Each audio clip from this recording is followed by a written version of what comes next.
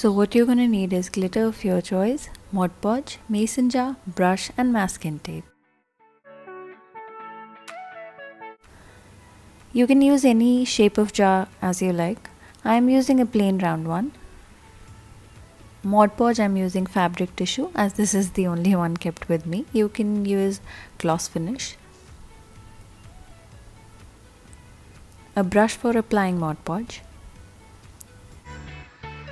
I'll put a link down below to where you can find all these supplies I used. Masking tape, which you can easily get in a hardware store or a paint shop. Place your masking tape on the area where you don't want glitter. I am placing somewhat in the center.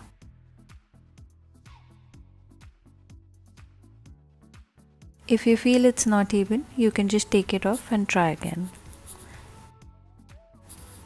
Press it nicely.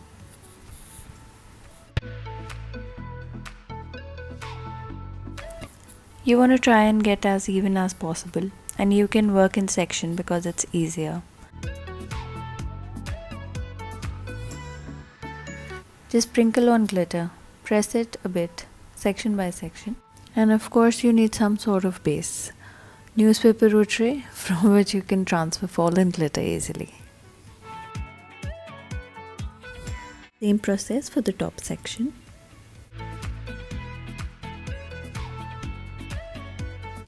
If you feel some space is still uncovered, just put more glue and glitter. Leave it to dry for 24 hours. This is how it looks after drying. Dust off the excess glitter very gently. Spread Mod Podge evenly on the brush. And finally apply a thin layer of Mod Podge just to seal everything in. Let it dry for 7 to 8 hours. Carefully remove masking tape. You can use it like this or you can decorate more with ribbons, flowers or whatever you like. Paste your decorations with the help of hot glue gun.